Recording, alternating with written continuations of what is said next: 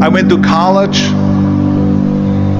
I went and worked out 5 hours a day, and I was working on construction, because in those days in bodybuilding there was no money. I didn't have the money for food supplements or anything, so I had to go to work. So I worked on construction. I went to college. I worked out in the gym, and at night from 8 o'clock at night to 12 midnight, I went to acting class 4 times a week. So I did all of that. There was not one single minute that I wasted.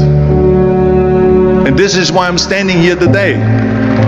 With the age of 20, I went to London and I won the Mr. Universe contest as the youngest Mr. Universe ever. And it was because I had a goal.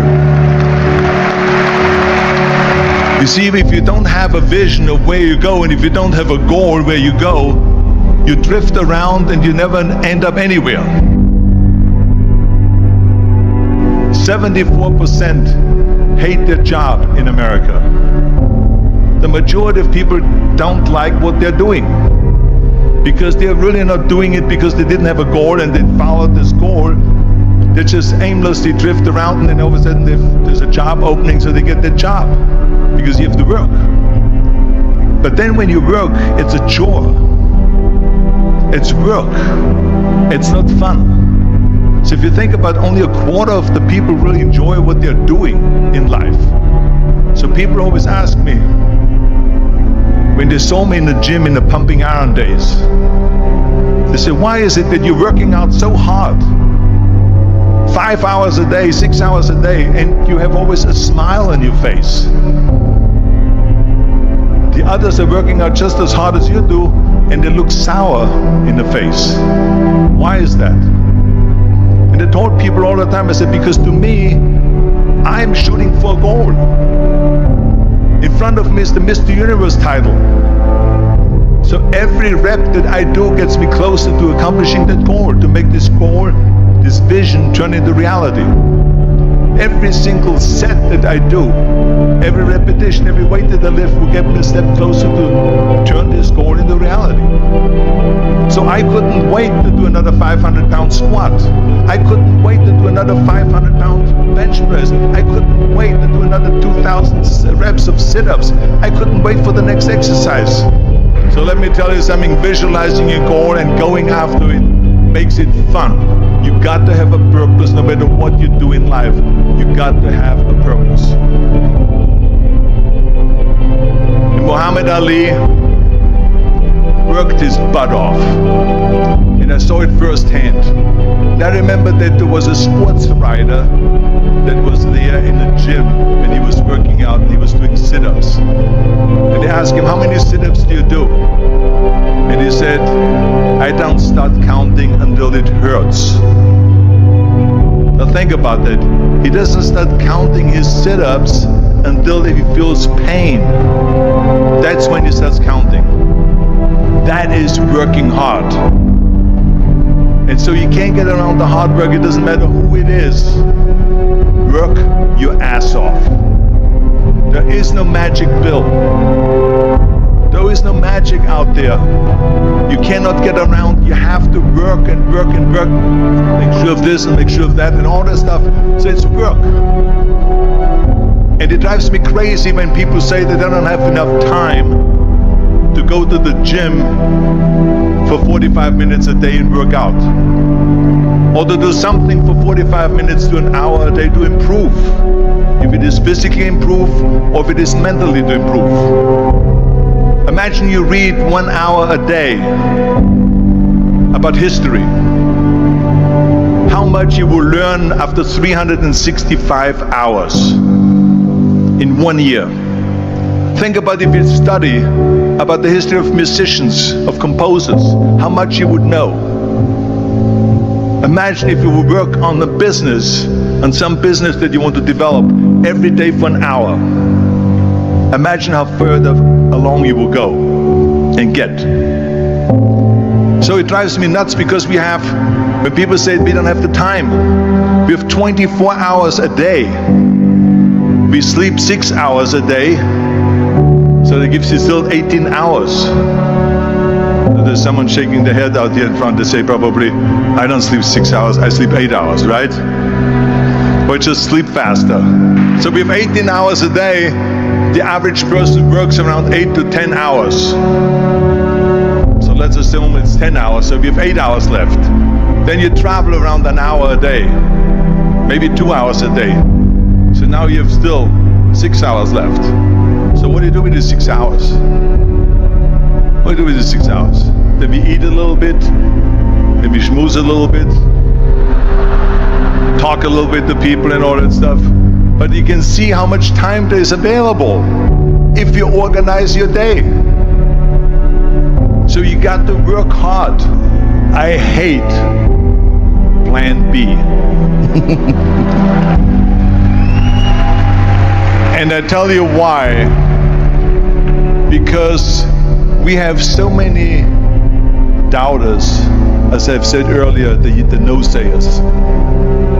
We have so many of those people that say no and you can't do it, that's impossible. That is okay because we just turn off, as I said earlier, and we listen and we hear the no being a yes. You can't do it, you can't do it, and all of that. So that is possible to do that amongst all the negative people around you. But when you start doubting yourself, that's very dangerous. Because now what you're basically saying is that if my plan doesn't work, I have a fallback plan, I have a plan B.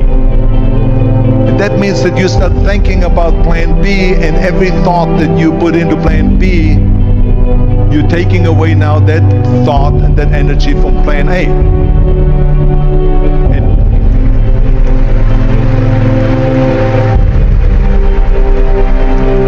And it's very important to understand that we function better if there is no safety net, because plan B becomes a safety net. It says that if I fail, then I fall and I get picked up and I have something else there that will protect me. And that's not good, because people perform better when there's no safety net. People perform better in sports and everything else if you don't have a plan B. I'm telling you, I've never ever had a plan B. I said I made a full commitment that I'm gonna go and be a bodybuilding champion. I made a full commitment that I'm gonna be in America. I made a full commitment that I'm gonna get in the show business and I'm going to be a leading man. No matter what it takes, I will do the work. I will do the work over and over and over until I get it. And the same was in politics, in everything like that. So to me, it is very dangerous to have a plan B, because you're cutting yourself off from the chance of really succeeding. And the reason, one of the main reasons why people want to have a plan B is because they are worried about failing. What is if I fail, then I don't have anything else? Well, let me tell you something, don't be afraid of failing, because there's nothing wrong with failing. You have to fail in order to climb that ladder. There's no one that doesn't fail. Michael Jordan said in one of his interviews, when they said, "You are unbelievable, you're the greatest basketball player of all times." I mean, tell me about that. And he says, well, you're just mentioning the successes. But he says, for me to become the greatest basketball player, I missed 9,000 shots when I was playing basketball at the NBA games. So during these games that he was so successful, he missed 9,000 shots. Does it make him a failure? No. He's one of the greatest basketball players of all times, but he failed 9,000 times. Do you get it? We all fail. It's okay.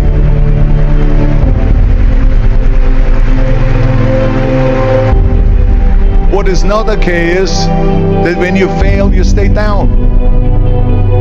Whoever stays down is a loser.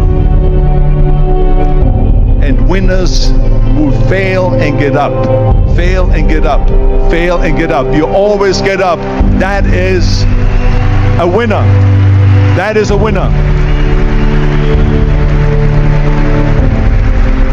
I failed in bodybuilding. I lost bodybuilding competitions. I lost powerlifting competitions. I lost weightlifting competitions. I had movies that went in the toilet and that were terrible and got the worst reviews.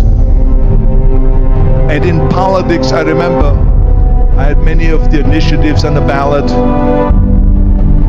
and we lost. My approval rating in California went down to 28%, and then it went back up again and I won again the governorship. Hey, we all lose. We all have losses. This is okay, and this is why I say don't be worried about losing, because when you're afraid of losing, then you get frozen. You get stiff, you're not relaxed. You got to be, in order to perform well in anything, if it's in boxing or if it is on your job or with your thinking, is only happening when you relax. So relax. It's okay to fail. Let's just go all out and give it everything that you got. That's what it is all about. So don't be afraid to fail.